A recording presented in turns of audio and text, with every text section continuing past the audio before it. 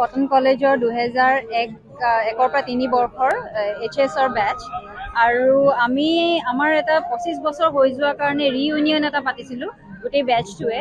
তাৰ ৰেপ্ৰেজেণ্টেটিভ হিচাপে আমি 4জন আহিছোঁ আজি জুবিন দাৰ ক্ষেত্ৰলৈ। আৰু এইখিনিতে এটা কথা ক'ব খুজিম যে জুবিন দাৰ লগত আমাৰ যিখিনি আৱেগ আছে সেইখিনি লৈ পেলাই আমি আচলতে কালিও গোটেই ৰাতিটো আমি জুবিন দাৰ গানেই গাই থাকিলোঁ আমাৰ ৰিউনিয়নত। আৰু তেওঁৰ কাৰণে আমি এটা হুডি লৈ আহিছোঁ। আমি গোটেই বেচটোক 25 বছৰ হোৱাৰ কাৰণে হুডি এটা গোটেই বেচটোৰ কাৰণে বনাইছোঁ। গতিকে জুবিন দাৰ কাৰণেও আমি হুডি এটা লৈ আহিছোঁ। হুডিটো আমাৰ পিছফালে ZZ ফৰএভাৰ বুলি লিখা আছে আৰু আগফালে আমাৰ লগোটো আছে। গতিকে আমি সেইটো দি আহিলোঁ তাতে। জুবিন দাৰ ন্যায়ৰ ক্ষেত্ৰত বিভিন্ন ধৰণৰ প্ৰসংগ উত্থাপন হৈ আছে, কি ক'ব সেইটো? আচলতে ইমানখিনি হৈ আছে সিমানখিনি বিষয়ে ক'ব নাযাম, কিন্তু আমাক এটাই কথা লাগে যে সেই দিনটোত জুবিন দা যিটো দিনত নোহোৱা হ'ল সেই দিনটোত আচলতেনো কি হৈছিল সেইটো চাগে গম পালেই আমি গোটেইখিনি কথা গম পাই যাম। গতিকে আমি যিখিনি অনুৰাগী আছোঁ সেই অনুৰাগীখিনি আমি বিচাৰিম যাতে সেই দিনটোত কি হৈছে আমি গম পাওঁ আৰু সেই হিচাপে যাতে ন্যায়টো পায় জুবিন দাই। অনুৰাগী আছে, কি ক'ব দাদা, ক'ৰ পৰা আহিছে? মই এইটো মালিগাঁৱত থাকোঁ, কিন্তু আমি এই গোটেই গ্ৰুপত আমি আহিছোঁ যোৱাকালি আমাৰ ৰিউনিয়ন চেলিব্ৰেশ্যনৰ পৰা। তাতে আমি জুবিন দাক আমি উৎসৰ্গা কৰিছোঁ এটা হুডি। আপুনি দেখিব পাৰে এইটো যেনেকৈ আমাৰ HS লগো আছে। 2001-03 বেটছৰ আমি হয়। আমি জুবিন দাৰ কাৰণে স্পেচিয়েলি ভাবিছিলোঁ আমি এটা ট্ৰিবিউট কৰিম। আমি জাষ্ট তাতে এইটো উৎসৰ্গা কৰিছোঁ। আৰু সেয়ে আমি যেনেকৈ মোৰ সহপাঠীয়ে ক'লে আমি সেইটোৱে বিচাৰিম, জাষ্টিছ ফৰ জুবিন দা মনত ৰাখিবলৈ।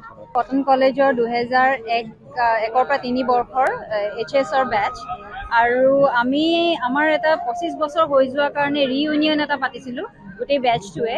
তাৰ ৰেপ্ৰেজেণ্টেটিভ হিচাপে আমি 4জন আহিছোঁ আজি জুবিন দাৰ ক্ষেত্ৰলৈ। আৰু এইখিনিতে এটা কথা ক'ব খুজিম যে জুবিন দাৰ লগত আমাৰ যিখিনি আৱেগ আছে সেইখিনি লৈ পেলাই আমি আচলতে কালিও গোটেই ৰাতিটো আমি জুবিন দাৰ গানেই গাই থাকিলোঁ আমাৰ ৰিউনিয়নত। আৰু তেওঁৰ কাৰণে আমি এটা হুডি লৈ আহিছোঁ। আমি গোটেই বেচটোক 25 বছৰ হোৱাৰ কাৰণে হুডি এটা গোটেই বেচটোৰ কাৰণে বনাইছোঁ। গতিকে জুবিন দাৰ কাৰণেও আমি হুডি এটা লৈ আহিছোঁ। হুডিটো আমাৰ পিছফালে ZZ ফৰএভাৰ বুলি লিখা আছে আৰু আগফালে আমাৰ লগোটো আছে। গতিকে আমি সেইটো দি আহিলোঁ তাতে।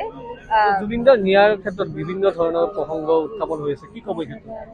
আচলতে ইমানখিনি হৈ আছে সিমানখিনি বিষয়ে ক'ব নাযাম, কিন্তু আমাক এটাই কথা লাগে যে সেই দিনটোত জুবিন দা যিটো দিনত নোহোৱা হ'ল সেই দিনটোত আচলতেনো কি হৈছিল সেইটো চাগে গম পালেই আমি গোটেইখিনি কথা গম পাই যাম। গতিকে আমি যিখিনি অনুৰাগী আছোঁ সেই অনুৰাগীখিনি আমি বিচাৰিম যাতে সেই দিনটোত কি হৈছে আমি গম পাওঁ আৰু সেই হিচাপে যাতে ন্যায়টো পায় জুবিন দাই। অনুৰাগী আছে, কি ক'ব দাদা, ক'ৰ পৰা আহিছে? মই এইটো মালিগাঁৱত থাকোঁ, কিন্তু আমি এই গোটেই গ্ৰুপত আমি আহিছোঁ যোৱাকালি আমাৰ ৰিউনিয়ন চেলিব্ৰেশ্যনৰ পৰা। তাতে আমি জুবিন দাক আমি উৎসৰ্গা কৰিছোঁ এটা হুডি। আপুনি দেখিব পাৰে এইটো যেনেকৈ আমাৰ HS লগো আছে। 2001-03 বেটছৰ আমি হয়। আমি জুবিন দাৰ কাৰণে স্পেচিয়েলি ভাবিছিলোঁ আমি এটা ট্ৰিবিউট কৰিম। আমি জাষ্ট তাতে এইটো উৎসৰ্গা কৰিছোঁ।